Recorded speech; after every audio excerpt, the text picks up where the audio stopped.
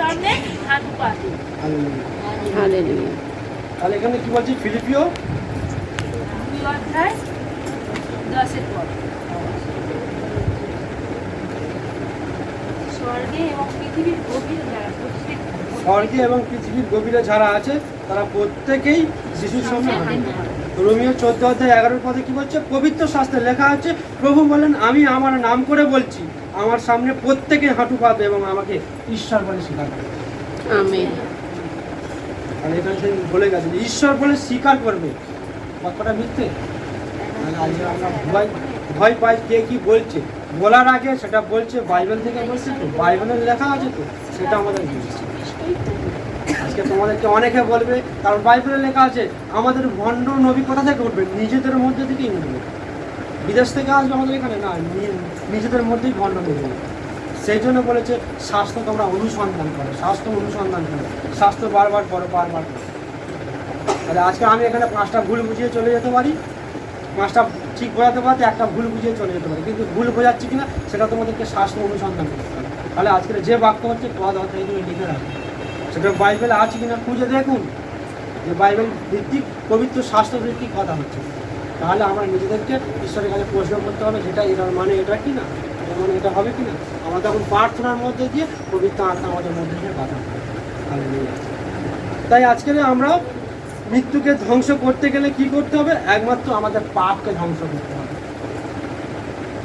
মানে অনন্ত জীবন পেতে গেলে আমাদের জীবনকে পাপতে আমাদেরকে সরাতেই হবে। ভয় পাবো না আমরা আজকের অমুক হচ্ছে, অমুক তমুক হচ্ছে, অমুক মারা যাচ্ছে, তাই না? আজকের এত মানুষ মারা যাচ্ছে, আজকের চিন্তা করে দেখুন, আজকের যে এত মানুষ মারা যাচ্ছে বিভিন্ন অ্যাক্সিডেন্টে, ভূমিকম্পতে, তারা প্রত্যেকেই কি ঈশ্বরের চরণ তলায় যেতে পারবে? তারা কি প্রস্তুত ছিল ঈশ্বরের কাছে যাওয়ার জন্য? আমরা জানি না, কিন্তু আমরা প্রত্যেকে আমরা প্রস্তুত আছি। তাই আজ আমরা প্রস্তুত আছি যে আমাদের মৃত্যুর পরে অনন্ত জীবন তিনি দেবে প্রতিজ্ঞা করেছেন। সেই জন্য আজকের যীশু খ্রিস্ট একমাত্র পথ, সত্য, একমাত্র পথ, সত্য, জীবন কেন বলেছে? আর কি কেউ পথ, সত্য, জীবন নেই? নেই, আমি বলছি নেই, কারণ তিনি স্বর্গ থেকে এসেছিলেন, স্বর্গে তিনি সশরীরে সবার সামনে গেছেন, তিনি মৃত্যু থেকে জীবিত হয়েছিলেন। তাহলে এটা বিশ্বাস দিন তিনি সত্য, তিনি পথ, তিনি স্বর্গের পথ জানেন। তাই আজ আমরা যেন নিজেদের পাপ টাকা পাপ থেকে বেরিয়ে আসতে পারে। আর এই পাপকে করাই আমাদের জীবনের শয়তান করায়, বিভিন্ন কাজের মধ্যে দিয়ে, বিভিন্ন কথা বলার মধ্যে দিয়ে পাপ করে। আর সেই পাপের মধ্যে দিয়ে শয়তান আমাদের মধ্যে প্রবেশ করে। শয়তানের কোনো ক্ষমতা নেই আমাদের কাছে আসার, কিন্তু আমরা শয়তানকে ডেকে আনি আমাদের খারাপ কথাবার্তা, খারাপ চালচলনের মধ্যে দিয়ে শয়তানকে ডেকে আনি। কারণ তোমরা সেদিনে দেখছিলে একটা মৃগী রোগের সন্তান কষ্ট পাচ্ছিল, ওই সন্তানটা কেন কষ্ট পায় বলো তো? আমরা তো ধরেছি ওর বাবা মা যখনই ওই ছেলেটাকে বকাবকি করে, অশান্তি করে, রাগারাগি হয়, তার 1 থেকে 2 দিনের মধ্যে ওর হবেই হবে, একদম ফাইনাল। এই যে রাগ করে, এই রাগের মধ্যে ওর মায়ের যে রাগ আছে, এই রাগের মধ্যে দিয়ে শয়তানটা প্রবেশ করে। রাগ খুব খারাপ জিনিস। তাই আজকের রাগ কি বলছে, আজকের রাগ আমাদের হবে, আমাদের স্বয়ং ঈশ্বরের রাগ আছে। কি বলছে একটু আগে বাক্য কি সংহিতা আমরা উপরে একটা বাক্য বললাম না, ঈশ্বরের ক্রোধ প্রকাশ পায়, তাই না? তাহলে আজকের ঈশ্বরের রাগ আছে, প্রভু যিশুরও রাগ আছে, আমাদেরও রাগ আছে, কিন্তু বাক্য কি বলছে, সূর্য অস্ত যাওয়ার আগে তোমাদের রাগকে নিভিয়ে যাবে, শয়তানকে আর সুযোগ নিতে দেবে, তাই না? তাহলে দিনে রাগ, দিনেতে সমস্যা মিটে যাবে। যেন এই রাগ আমরা পুষে না রাখি, যত পুষে রাখবে অন্ধকারে শয়তানের শক্তি বাড়বে, আমাদের জীবন ধ্বংসের পথে চলে যাবে। প্রার্থনা করতে ভালো লাগবে না, কারোর সঙ্গে কথা বলতে পারবে না, রাগটা দেবে আরো গভীরে চলে যাবে, ওই ছোটটা আরো বড় হবে। কারণ আমাদেরকে প্রভু যিশু কি বলেছে, ক্ষমা করো, তাই না? যদি আমরা দোষ না করি তবু বলছে তাকে ক্ষমা করো, এটাই আমাদের করতে হবে, ক্ষমা করতে হবে। কারণ যিশু আমাদেরকে ক্ষমা করেছিল। যিশুকে তো পেরেক মারা হয়েছিল, চাবুক মারা হয়েছিল, পুষে তোলার আগে অনেক কষ্ট দেওয়া হয়েছিল, নির্যাতন করা হয়েছিল। তিনি একবার ঈশ্বরের কাছে বলেছিল, হে ঈশ্বর আমাকে এত মাসে তুমি এদেরকে কষ্ট দাও, তাহলে এই ক্ষমাটা আমাদের করতে হবে। আজকে আমাদের ভাইয়ের বিরুদ্ধে আমরা যেন পাপ না করি, আমাদের প্রতিবেশীর বিরুদ্ধে আমরা যেন পাপ না করি। আজ তারা জানে না, চেনে না, তারা অনেক কথা বলবে, কিন্তু আমাদেরকে সতর্ক হতে হবে, সাবধান হতে হবে, আমরা ক্ষমা করব। আজকের এত মানুষ আছে, একটা মণ্ডলী 5টা ছেলে এসে বন্ধ করে দিতে পারে, তাই তো? কিন্তু আমরা কেউ মুখ খুলে কথা বলি না, কারণ আমরা ক্ষমা করি। শুনে থাকবে অনেক বড় বড় চাঁদ মণ্ডলী বন্ধ হয়ে যায় বহুদিনে, তাই না? ভেঙে দিচ্ছে, সংসার হচ্ছে, তারা প্রতিবাদ করতে পারে না? অবশ্যই পারে, কারণ আমাদের প্রভু শিখিয়েছে ক্ষমা করে না। যে দেখার সেটাই পারে, এটা বাইবেলে তো আছে, এটা হবে, তোমাদের ভরিয়ে দেওয়া হবে, তোমাদের মণ্ডলীতে হামলা হবে, তো লেখা আছে। তার জন্য আনন্দ করে, এটা হচ্ছে মানে সময় সন্নিকট, সময় খুব কাছে এসে বলছে, এটা হবে। তার জন্য আমাদের বিশ্বাসে স্থির থাকতে হবে, কারণ এই আত্মা স্বর্গে পাঠাতেই হবে। আজকের আমি অনেক অর্থ আছে, অনেক খাওয়া দাওয়া করছেন, বন্ধু বান্ধব নিচ্ছে, অনেক পার্টি করছেন, আপনি ভাবছেন যে আমার যিশুর কাছে দেওয়ার দরকার, ওরা যা করছে করুন, কিন্তু সময় সন্নিকট, সময় কথা বলবে, তার জন্য আমাদের অপেক্ষা করতে হবে। কালকে একদিন কেউ সাক্ষ্য দিচ্ছিল না মণ্ডলীতে, রবিবার দিন একদিন সাক্ষ্য দিচ্ছিল, কালকে বুধবারই সাক্ষ্য দিচ্ছিল, বলছিল যে একটা 12 বছরের মেয়ে ডায়ালাইস হয়ে গেছিল, 12 বছর থেকে তার 31 বছর বয়স হয়েছে, 31 বছরে কেসে সুস্থ হয়েছে। সে যদি যিশু থেকে বেরিয়ে যেত সুস্থ হতে পারত, সে সুস্থ হয়ে গেছে এবং সে ভালো পরিবারে বিবাহ করেছে। তাহলে আজকের চিন্তা করে দেখুন, আমরা আজকের প্রার্থনা করি আর কালকের বলি ও প্রভু আমার এই পেটে যন্ত্রণাটা থাকলো না কেন, আমার ওইটা হলো না কেন, আমার অশান্তিটা হলো না। আমরা শুধু তাড়াতাড়ি করে ফেলি। ঈশ্বরের পরিকল্পনা কি আমরা জানি?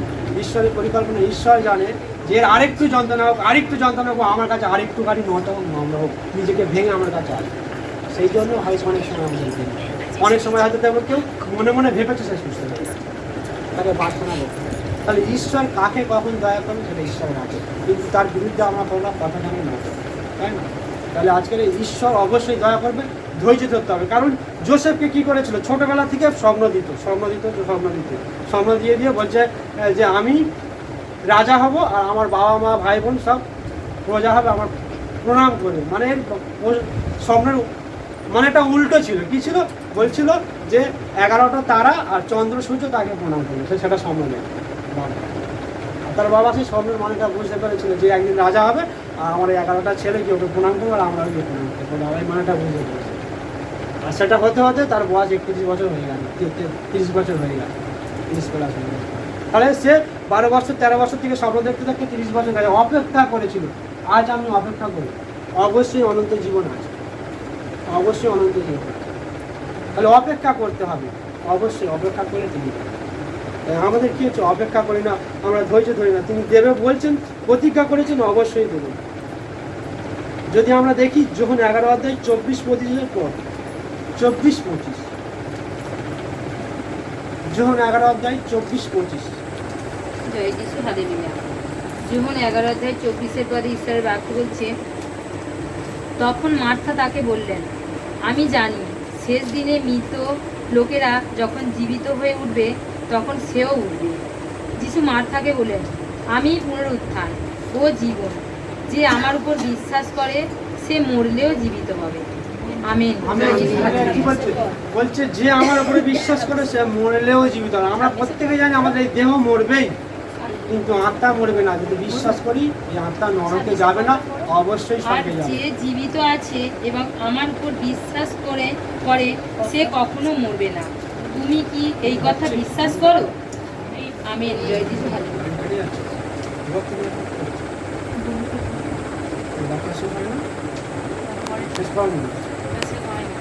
ঈশ্বরের বাক্য কি বলছে যে মার্থা কি করছিল?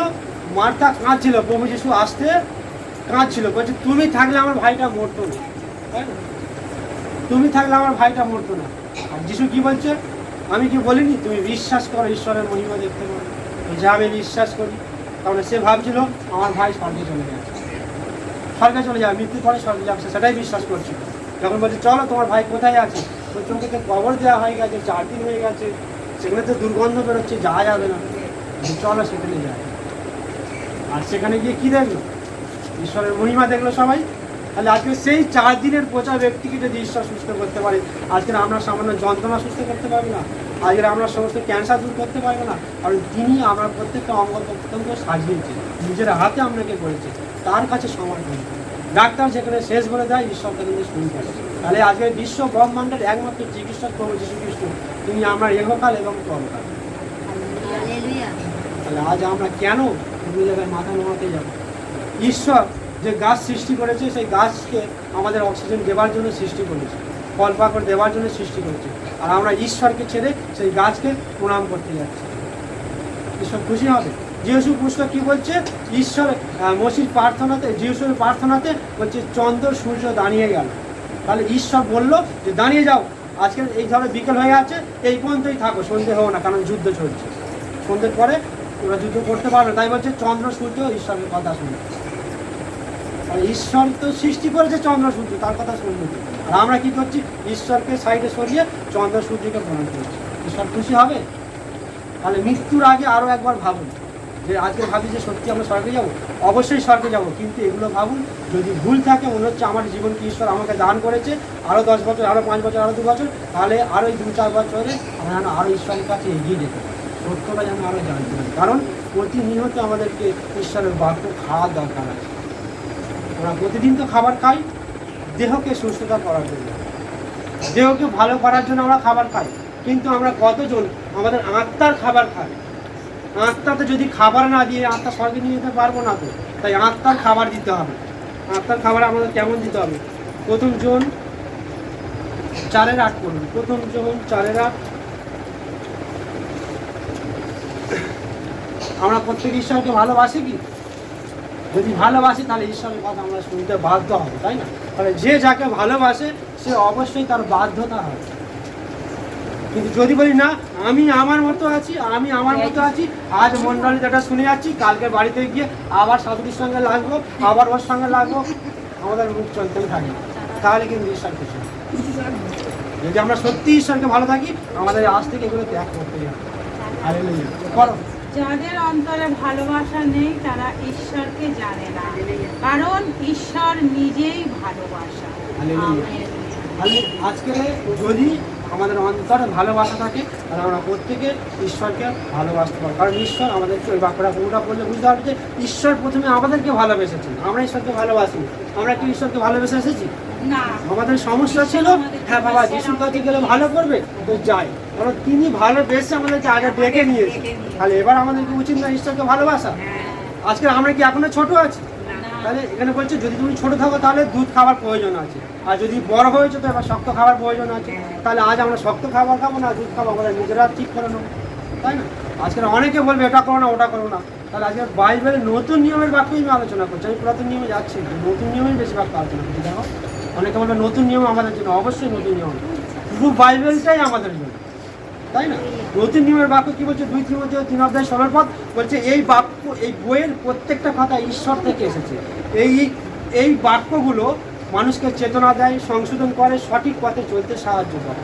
তাহলে প্রত্যেকটা বই বলছে, এই বইয়ের ওখানে 66টা বই আছে, 66টা বইয়ের মধ্যে প্রত্যেকটা কথা ঈশ্বরের থেকে এসেছে। আদি পুস্তক থেকে প্রকাশিত বাক্য প্রত্যেকটা ঈশ্বরের বাক্য।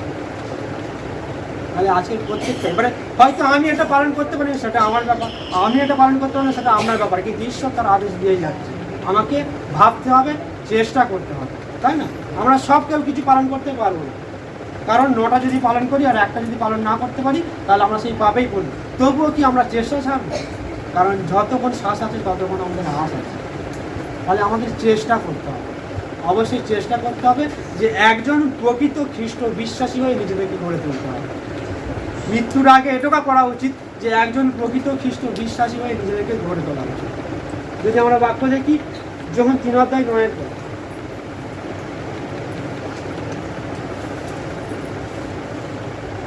মিউট করে দিয়ে অন্য লাইনে লোক আছে, যার মিউট খোলা আছে মিউট করে দিন। নিকোদিম যিশুকে জিজ্ঞাসা করলেন, এ কেমন করে হতে পারে? তখন যিশু তাকে নিকোদিম যিশুকে জিজ্ঞাসা করলেন, এ কেমন করে হতে পারে?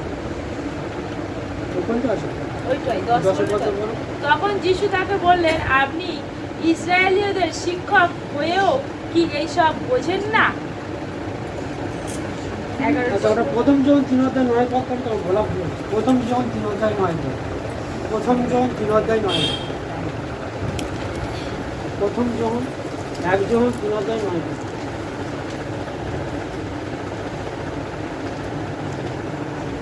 ঈশ্বর থেকে যার জন্ম হয়েছে সে পাপে পড়ে থাকে না, কারণ ঈশ্বরের স্বভাব তার মধ্যে থাকে। ঈশ্বর থেকে জন্ম হয়েছে বলে সে পাপে পড়ে থাকতে পারে না। আমেন। এখানে বাক্য কি বলছে, যদি আমরা ঈশ্বর থেকে জন্ম হই, আমরা ঈশ্বরের সন্তান হয়েছি তো, তাহলে ঈশ্বর থেকে যদি আমরা জন্ম হই তাহলে আমরা আর পাপে পড়ে থাকবো। তাহলে আজকের ঈশ্বরের বাক্য, আমাদের এই বাক্য প্রত্যেকের জন্য আজকে আমাদের চেতনা দিচ্ছে যে আজ যেন আমরা পাপে না পড়ে থাকি, আমরা প্রত্যেকেই যেন স্বর্গে চলে যাই। ঈশ্বর একটাও আত্মা বিনষ্ট হয় সেটা চান না তিনি, সেই জন্য তিনি গভীর অপেক্ষা করে আমাদের জন্য বসে আছেন। আমরা যদি বাক্য দেখি মথি 22 অধ্যায় 37 পদে বাক্য কি লেখা আছে জানেন? বলছে তোমার সমস্ত মন, সমস্ত শক্তি, সমস্ত প্রাণ দিয়ে ঈশ্বরকে ভালোবাসতে হবে। আমরা কি সত্যি এটা করছি? আমাদের সর্বপ্রথম ভালোবাসা কি ঈশ্বরের হচ্ছে না? আমরা জাগতিক বিষয়ে বেশি ভালোবাসছি আর ঈশ্বরকে কম ভালোবাসি। আর ঈশ্বর চাই তোমার অনেক আদেশ পালন করতে হবে না, একটা আদেশ পালন করো, সর্বপ্রথম ঈশ্বরকে ভালোবাসো। এবার আমরা হয়তো ভাবি যে ঈশ্বরকে কী করে ভালোবাসো, ঈশ্বর তো এখানে থাকে না, দেখা যায় না, কী ব্যাপার? অবশ্যই দ্বিতীয় বাক্য বলছে নিজের মতন করে প্রতিবেশীকে ভালোবাসো, মানুষকে ভালোবাসো। যদি মানুষকে না ভালোবাসতে পারে ঈশ্বরকে কী করে ভালোবাসো? আজকে আমরা বলি এটা আমার টিম, আজকে আমরা বলি ওটা আমার টিম, ও কেন আমার টিমে আসবে, ও কেন আমার বাড়িতে আসবে, ও কেন আমার আসবে, আমাদের নিজেদের মধ্যে দলাদলি হয় খ্রিস্ট বিশ্বাসী। সত্যি কি আমরা প্রকৃত খ্রিস্ট বিশ্বাসী? আমার বলে কোনো জিনিস আছে? আমি কে? আমি ধুলো, মাটি, যে মাটির মধ্যে নোংরা ফেলা হয়, গাড়ি চেপে যায়, সেই মাটি আমরা। সেখান থেকে আমাদের খ্রিস্টান তার সন্তান করে তুলছে। তাহলে আমরা এখন সবাই এক করি, আমার বলে কিছু নেই। যদি আমরা বাক্য দেখি রোমিও 14 পদ, আমরা বাঁচি বা মরি আমরা ঈশ্বরের, তাই?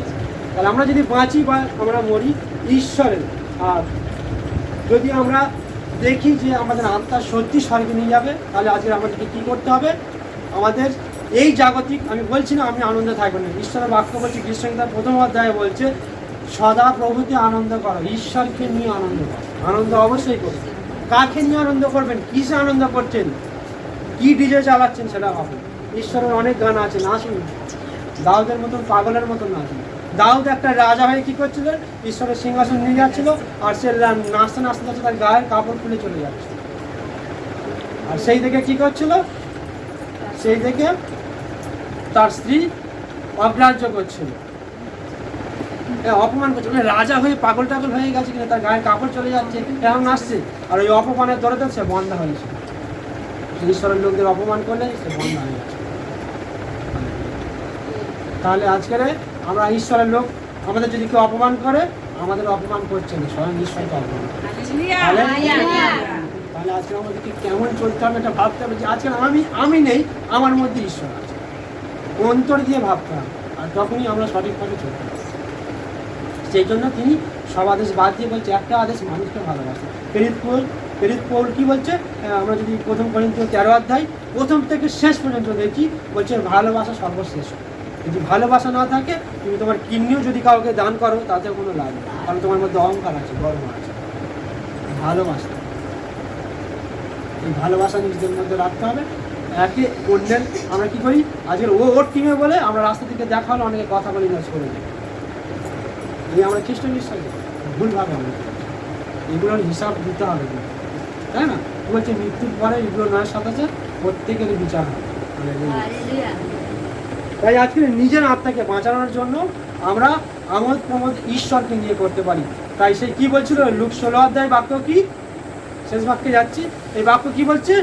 যদি আপনি বন্ধু বান্ধব আত্মীয় স্বজন নিয়ে প্রতিদিন বিরিয়ানি খান, মদ খান, মাংস খান, আনন্দ ফুর্তি করেন, তার জীবনযাপন করেন, আর আপনার বাড়ির সামনে এক ভিখারি বসে আছে লাসা, তাই না? ধনী ব্যক্তি আর লাসা, সে প্রতিদিন নিত্য নতুন জামা কাপড় পরতো, আনন্দ ফুর্তি করতো, ঈশ্বরকে মানত না। কিন্তু ভিখারি লাসা ঈশ্বরকে মানত। সেই তার বাড়ির খাবারের সব কিছু একটু বেশি হতো, খাবার বেশি হতো, সেই খাবার খেয়ে সে জীবন কাটাতো।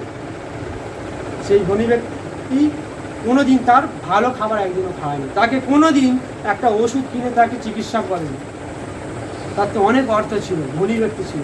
ঈশ্বর মানুষকে ধনী করে কী জন্য? ঈশ্বরের আশীর্বাদ দিয়ে করে। আর সেই ধন যদি আমরা অপচয় করি, বাজে কাজে লাগাই, ঈশ্বরকে খুশি হবে? ভালো কাজে লাগাই। ঈশ্বর ভক্ত লোকেদের অভাব মেটাও, গরিবদের অভাব করো, দান করো, ধ্যান করো। অবশ্যই দান ধ্যান ভালো, গরিব লোকেদের জন্য, ঈশ্বরের লোকেদেরকে করার জন্য গরিব ধনী লোক বানায়। সে দেখে, তাই তাকে দেখেছিল। সে প্রতিদিন বেগুনি কাপড় পরতো, তখনকার নিয়মে বেগুনি কাপড় দামি কাপড় ছিল।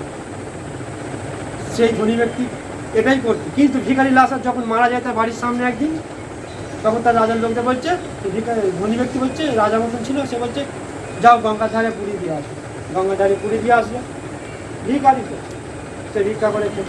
তার গায়ে ঘা হয়ে গেছিলো, কুকুরে চেটে দিত, কিন্তু সেই রাজা কি একটা ডাক্তার থেকে চিকিৎসা করাতে পারতো না? ধনী ব্যক্তি করেনি কিন্তু সেই ভিখারি মৃত্যুর পরে স্বর্গে ঈশ্বরের বলে আব্রাহামের কোলে বসে। এটা কখন বুঝতে পারলাম? যখন এই ধনী ব্যক্তি মারা গেল একটা সময়, তখন সে যখন নিজেকে খুঁজে পাচ্ছে, বলছে আগুনের মধ্যে চিৎকার করছে, এত যন্ত্রণা, চিৎকার করে চারিদিকে খুঁজছে, দেখে স্বর্গে দেখা যাচ্ছে এরা কে বসে আছে, সে আমার বাড়ির সামনে সেই ভিখারিটা না, আমি যে খাবার খেতাম সেই খাবারটা কে বেঁচে আছে। সে বলছে তুমি ওখানে কি করে গেলে, তুমি এক্ষুনি এক ফোঁটা জল আঙুলে করে আমার জিভে দাও, আমার এত কষ্ট হচ্ছে। তখন স্বর্গ থেকে ধ্বনি হচ্ছে, বলছে স্বর্গে যে যায় সে নরকে যেতে পারে না, আর যে নরকে পড়ে সে স্বর্গে যেতে পারে না। সেই জন্য আজ আমি এখনো বলছি, খ্রিস্ট বিশ্বাসকে বলছি যে এখনো আপনার হাতে সময় আছে, ফিরে আসুন, কারণ সেই নরকে পড়ার পরে আর সুযোগ থাকে। সিদ্ধান্ত আজ নিতে হবে, কারণ স্বর্গে যাব কি নরকে যাব, কারণ আমরা জানি না ওই প্লেনটা অ্যাক্সিডেন্ট হবে কিনা, আজ এই রাস্তাটা পেরিয়ে ওপারে যেতে পারবো কিনা আমরা জানি না, তাই না? তাই আজকের বিশ্বাস করে ঈশ্বরের হাতে নিজের আত্মাকে সমর্পণ দিই, একমাত্র জীবন্ত ঈশ্বরের হাতে দিই।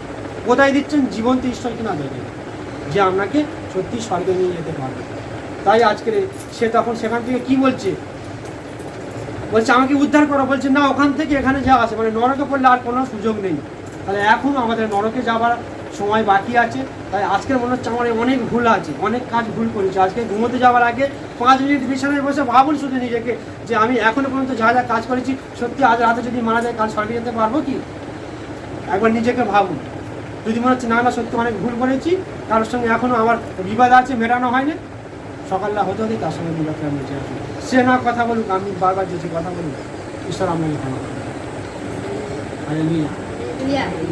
সেই জন্য সে কি বলছে, আর কোনো উপায় নেই সেখান থেকে। তখন বলছে তাহলে এখন কি হবে, আমার বাড়িতে আরও 5টা ভাই আছে, তাহলে ওই আব্রাহামকে ওই ভিখারি লাসারকে পাঠিয়ে দেয়, ও আমার বাড়ির ভাইগুলো সাবধান করে আসবে। মানে এই বাক্যর সঙ্গে আমাদের কি মনে হয়, আমাদের আত্মীয় স্বজন, পরিবার, ছেলে মেয়ে সবাই আছে, সবাই যিশুতে এসেছে, সবাই বিনষ্ট হবে, কিছু করার নেই, বাইবেল বলছে। চলো এখনো সময় আছে, আমাদের হাতে রেখেছে, তাদেরকে তোমরা বলো সত্যটা বলো, সত্যটা বলো, সত্যটা বলতে হবে। কারণ সেখানে কি বলছে, সত্যটা কিভাবে বলবে, এখানে বাক্য কি বলছে, এখানে সত্যটা কিভাবে বলছে, বলছে এখান থেকে যদি কেউ জীবিত হয়ে তোমার ভাইয়ের বাড়িতে যায়, তবুও তারা বিশ্বাস করবে না। কীভাবে বলবে? 29 পদ পড়বে, 29 পদ বলছে, লুক 16-29 পদ পড়বে, ওখানে বলছে যে তোমাদের ভাইদের জন্য এই পবিত্র শাস্ত্র দেওয়া, বাইবেলের কথা বলেছে, তাই না? বলছে এই পবিত্র শাস্ত্র তোমাদের দেওয়া আছে, কারণ এই পবিত্র শাস্ত্র আজকের প্রত্যেককে ধরিয়ে রাখে। শাস্ত্র আমরা অগ্রাহ্য করতে পারিনি, কারণ এটা ঈশ্বরের শাস্ত্র। আজকের ঈশ্বরের পবিত্র শাস্ত্র যদি আমরা ব্যবহার করতে পারি, তাহলে ঈশ্বর যখন কথা বলেছে পবিত্র বাইবেলের পবিত্র কথা, আজকের সেখান থেকে আমরা কোথায় যাব, কীভাবে যাব, আমাদের জীবন কীভাবে পরিচালিত হবে, কারণ এই বাক্য আমাদের জীবনকে পরিবর্তন করে, সুন্দর দিকে এগিয়ে নিয়ে যায় এবং শেষ পর্যন্ত স্বর্গতে এগিয়ে নিয়ে যায়। তাহলে এই বাইবেল প্রত্যেকের হাতে থাকে। তাই আজকে বলছে স্বর্গ থেকে যদি কেউ জীবিত হয়ে আসে, কেউ বিশ্বাস করবে না। তাই যিশুকে এখনও অনেকে বিশ্বাস করে কি? আমরা নিজেরাই অনেকে করতে পারি, সত্যি যিশু এটা করতে পারে? সত্যি কি কবরে দেওয়া 4 দিনের পচা দেহকে বাঁচিয়েছিল? বিশ্বাস করি না। সত্যি মসি পাথরের আঘাত দিয়ে জল এনেছিল? বিশ্বাস করি না। সত্যি মসি লাঠির আঘাতে সমুদ্র রাস্তা হয়ে গেছিলো? আমরা বিশ্বাস করি না। লোহিত সাগর রক্তে লাল হয়ে গেছিলো? আমরা বিশ্বাস করি না। বিশ্বাস করি না। সেই জন্য আজকে এখনও সময় আছে, বিশ্বাস করুন, ফিরে আসুন। আপনার একটাও আত্মা যেন বিনষ্ট না হয়। আপনার বাড়ির আত্মীয় স্বজন পরিবার একমাত্র পবিত্র শাস্ত্র বলতে পারবে, তাদেরকে বলবেন। আমার কথা যখন চলছে না, একবার শাস্ত্রটা বলবে। শাস্ত্র তো মিথ্যা নয়, কোনো শাস্ত্র মিথ্যা নয়, তাহলে আজ এই পবিত্র শাস্ত্র মিথ্যা নয়। শাস্ত্রকে অনুসন্ধান করে যে আজ এই শাস্ত্র শুধু স্বর্গে নয়, বলছে মানব জীবন কিভাবে পরিচালনা করবে তার জন্য এই পবিত্র শাস্ত্র, শুধু ওই শাস্ত্রটাকে বিশ্বাস করবে। তাই আজকের নরকে পড়ার আগে একবার অন্তত আমরা চেতনা দিয়ে যেন ফিরে আসতে পারি, অনুতপ্ত হতে পারি যে সত্যি আজ আমরা ঈশ্বর ছাড়া আর কোথাও যেতে পারবো না। কারণ যিনি এই পৃথিবী আকার দিয়েছে, এই পৃথিবীতে আমরা যা কিছু দেখছি তিনি আকার দিয়েছে, তাই না? গাছপালা, পশু পাখি, মাটি, জল, নদী সব কিছু তিনি সুন্দরভাবে সাজিয়ে এবং তিনি নিজের হাতে এই মানুষকে দান করলেন। মানুষকে কেন দান করলেন কেউ বলতে পারবেন? পেছন দিকে বলতে পারবেন যে তিনি কেন মানুষ বানিয়েছিলেন? ঈশ্বর মানুষ বানিয়েছিলেন যেন ঈশ্বরের সঙ্গে কথা বলে, আরাধনা করে। ঈশ্বরের আরাধনা করে ঈশ্বর, এই জন্যই মানুষ বানিয়েছিলেন। কারণ লুসিফরও ঈশ্বরের আরাধনা করতো স্বর্গে, কিন্তু সে যখন লুসিফর হলো, শয়তান হলো, দিয়াবল হলো, তখন তাকে নিক্ষেপ করা হলো আর মানুষ সৃষ্টি করতে হলো ঈশ্বর, তাই তো? যখন মানুষ সৃষ্টি করতে আসলো, ঈশ্বর বলছে এই মানুষ আমরা আরাধনা করবো। সেই জন্য প্রতিদিন বিকেলবেলা করে ঈশ্বর কথা বলতে আসতো, সন্ধ্যেবেলা করে কথা বলতে আসতো বিকেলবেলা। কিন্তু এই মানুষও কি করলো? সেই শয়তানের ফাঁদে পা দিয়ে ঈশ্বরের বিরুদ্ধে পাপ করলো। তাই আজ আমাদের হাতে এখনো সময় আছে। ঈশ্বর চাই আমরা তো প্রত্যেকেই মৃত্যুবরণ করবো, একবার ঈশ্বরকে আস্বাদন করে দেখি না। আমরা অনেকে ঈশ্বরকে আস্বাদন করি না, বলছি ও বাবা ও তো আঙুর ফলটা টক, শিয়ালের গল্প মতো, আঙুরটা পারতে পারছে না, সেটা বলতে পারছে না, বলছে আঙুর ফল টক। একবার আস্বাদন করে দেখুন না, ঈশ্বর মঙ্গলময় আমাকে দয়া করে। মন্ডলীতে আসতে লজ্জা পাচ্ছেন, বাড়িতে গোপনে আমরা সমস্যার ঈশ্বরের কাছে বলি, আজ আপনাকে তিনি সুস্থ রাখবেন, তাই না? সবাই আমরা সামনে আছি, কিন্তু যিশুর দেহ নামার জন্য আমরা কেউ ছিলাম না। যারা গোপনে প্রার্থনা করতো তারা এসেছে, তাই না? আর মধ্যে জোসেফ আর দুজনে তারা গোপনে দেখা করতো, গোপনে আসতো, গোপন শিষ্য তারা ছিল, তারা যিশুর দেহ নামিয়ে কবরে দিয়েছে। তাহলে আজকের আমরা শুধু আমার করে শুধু স্বার্থের জন্য না এগিয়ে আমরা যদি মানুষের জন্য এগোই, একটা মানুষ, দুটো মানুষ, তিনটে মানুষের কাছে প্রচার করি, তার জন্য যদি একটু প্রার্থনা করতে পারি, ঈশ্বর দেখবে আমরা সব কিছু তুমি ভরিয়ে দেবেন। না চাইতেই আমি পারি। কারণ সলোমন রাজা কি বলছিলেন যে প্রভু আজ আমি এই রাজ্য কিভাবে চালাবো আমি জানি না, তুমি আমাকে শুধু জ্ঞান দাও, জ্ঞান দাও। আর ঈশ্বর বলছে তুই শুধু জ্ঞান চেয়েছিস, মানুষকে ঠিকভাবে পরিচালনা করে, মানে সঠিক একটা সিদ্ধান্ত নিয়েছিল। তাই ঈশ্বর বলছে শুধু জ্ঞান না, তোকে ধন সম্পত্তি সব কিছু দিয়ে তোকে ভরিয়ে দিলাম। তবুও আমরা এখনো ঈশ্বরের কাছে ফেরত আসছি। তাই বলবো সবাইকে, আজ এখনো সময় আছে, ঈশ্বরের কাছে আমরা ফিরে আসতে পারি। কারণ মৃত্যু অনিবার্য আছে, কিন্তু মৃত্যুর আগে যেন ঈশ্বরকে আমরা ধরতে পারি, তার হাত ধরে আমরা যেতে পারি। কারণ তিনি দুটো হাত দাঁড়িয়ে আছে আমাদের নিয়ে যাওয়া। ঈশ্বর তার আপন বাচ্চা আশীর্বাদ করি।